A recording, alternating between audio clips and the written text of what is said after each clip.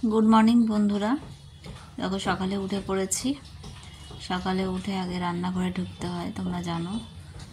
কারণ তোমার দাদা বেরোয় 8:30 8টা 10-15 অনেক আগেই উঠেছি 6:30টার দিক করে উঠেছে এদিকে মান আলু তরকারি বসিয়েছি তারপরে ছেলেকে বললাম ছেলে পরোটা খেয়ে নে ফুলকপি আলু ভেজেছিলাম টিফিনে তখনও অবধি আমি কিছু জানতাম না কারণ কি হচ্ছে না হয়েছে দুপুরের ঘটনা তারপরে মাছটা নিয়ে এসেছিল মাছ বলল যে তাহলে মাছটা ভেজে নাও মাছ ভাজা দিয়ে ভাত খাবো আর মাছের তেল দিয়ে একটু মাছের তেল আর মাছ ভেজে দিয়েছিলাম তোমার দাদাকে দিয়ে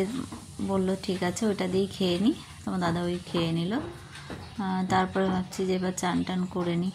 কারণ অনেকটাই বেলা হয়ে গেছে পুজো করতে হবে ঠাকুরের এবার পুজো করতে যাওয়ার আগে চান টান করে ফ্রেশ হয়ে দেখো ফ্রেশ হয়ে গেছি ফ্রেশ হয়ে যাওয়ার পর এবার ঠাকুর ঘরে যাচ্ছি তখন 9:30 বাজছে 9:30 বাজছে এবার ঢুকে পড়লাম ঠাকুর ঘরে পুজো করতে অবশ্য আমরা কিছু জানতাম না যে এরকম কিছু ঘটনা ঘটে গেছে আমি তো একদমই জানি না শাশুড়ি মা বলেছিল যে হসপিটালে ভর্তি আছে ঠাকুরের দর্শন করে নাও ঠাকুর পুজো টুজো করে তারপরে এবার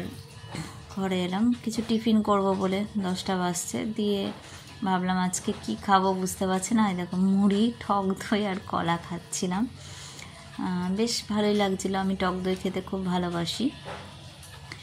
টক দই দিয়ে মুড়ি দিয়ে আর পেট ঠান্ডাও হয় টক দই খাওয়া খুব উপকার কলাটা তো প্রত্যেকটা মানুষেরই খাওয়া উচিত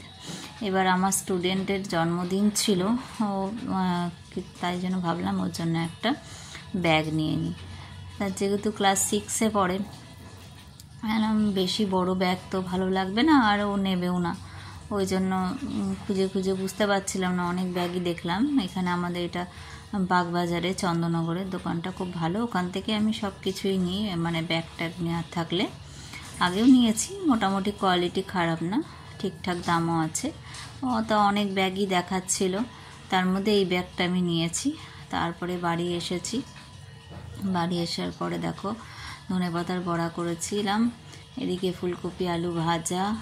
মান দিয়ে আলু দিয়ে চিংড়ি মাছের তরকারি আর মাছের ঝোল করেছিলাম তারপরে বাড়িতে আসার পরে শাশুড়ি মা জানাচ্ছে যে ওনার যে দিদি মানে আমার মাসি শাশুড়ি মারা গেছে কি করে মারা গেছে আমি তো শুনেই আশ্চর্য চিংড়ি মাছ খেয়ে মারা গেছে ভাবতে পারো চিংড়ি মাছ খেয়ে মারা গেছে মানে চিংড়ি মাছে ওনার নাকি খুব অ্যালার্জি ছিল ও চিংড়ি মাছটা খেয়েছে দিয়ে বলে শরীর কেমন করছিল দিয়ে তারপরে হসপিটালে ভর্তি হয়েছে তারপরে শুনছি নাকি দুপুরবেলায় মারা গেছে আমরা তো জানি না ভদ্রেশ্বরের দিকে বাড়ি দিয়ে শাশুড়ি মা গেছিলো আমার তো যাওয়া হয়নি যেহেতু ছেলের পরীক্ষা চলছে মন মেজাজটা খুব খারাপ ছিল যতই হোক মাসি শাশুড়ি বলে কথা রাত্রিবেলায় কোনো রকম পরোটা করেছিলাম শাশুড়ি মা তো খেলো না আমরা খেয়ে এখানে আর কিছু বলার নাই কি বল